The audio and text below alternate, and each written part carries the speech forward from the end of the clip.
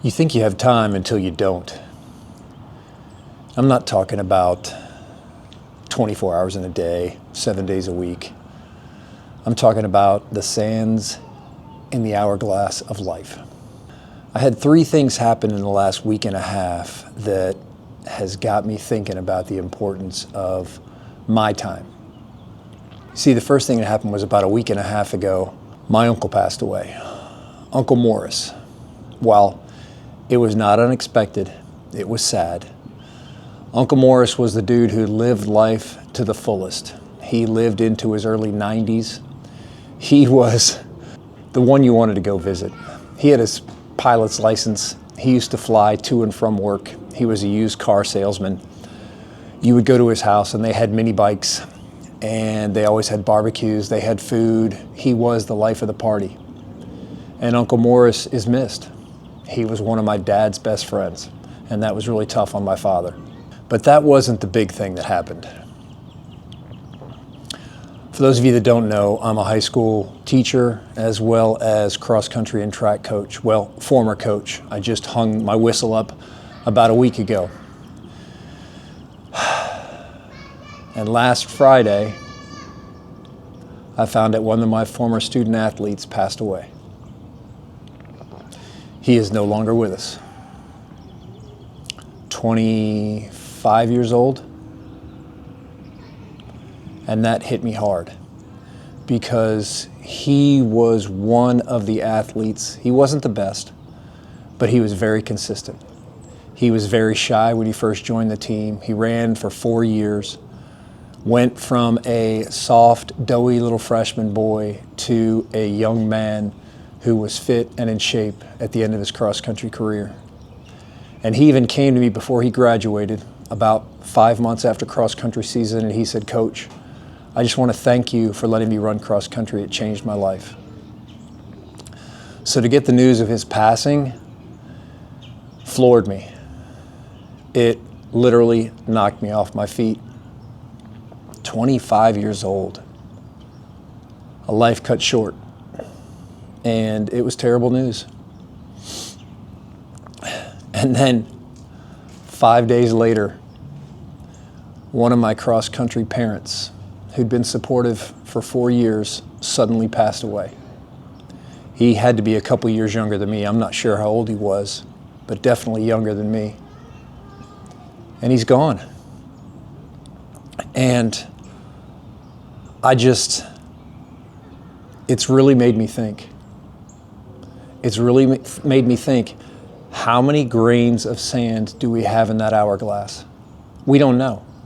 We don't know when it's going to run out. We don't know how much longer we have. But what I do know is we have to live until we run out.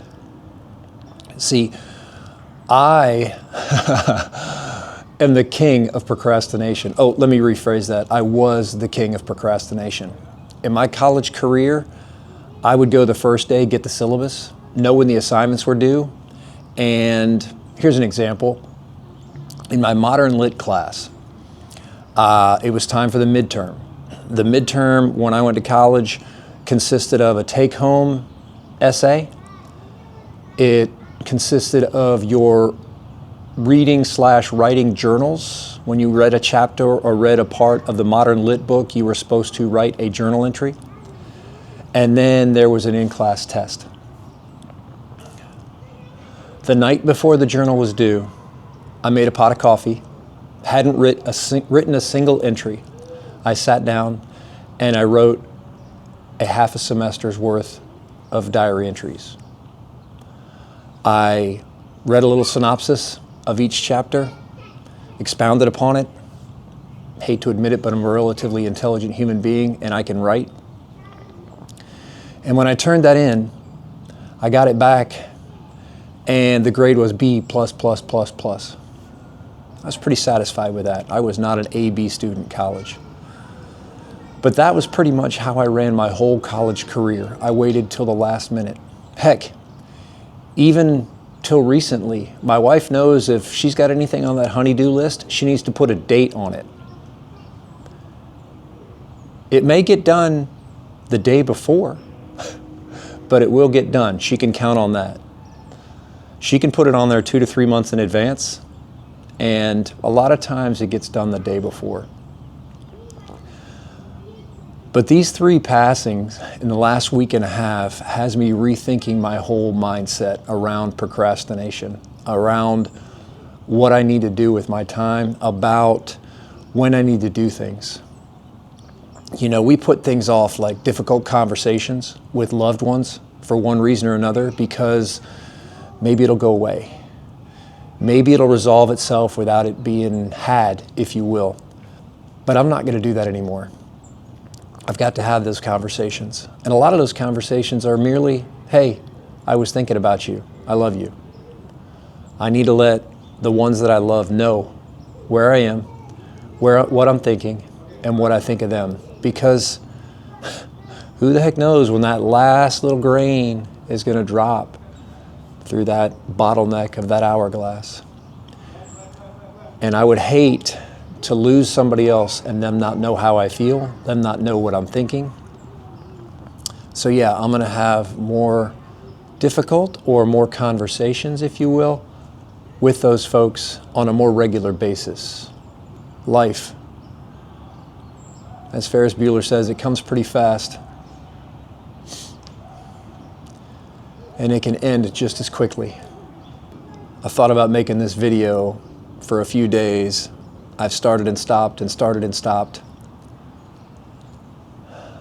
But I felt like I needed to say it. Somebody out there needed to hear it. I know I did. Heck, most of these videos I'm making for myself.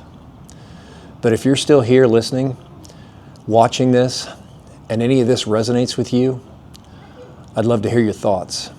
I'd love to start a conversation, because none of us are getting any younger.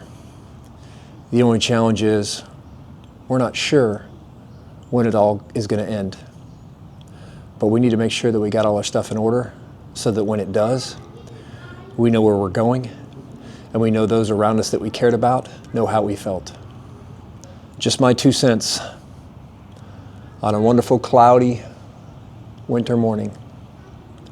If you're still here, thanks so much. I greatly appreciate you.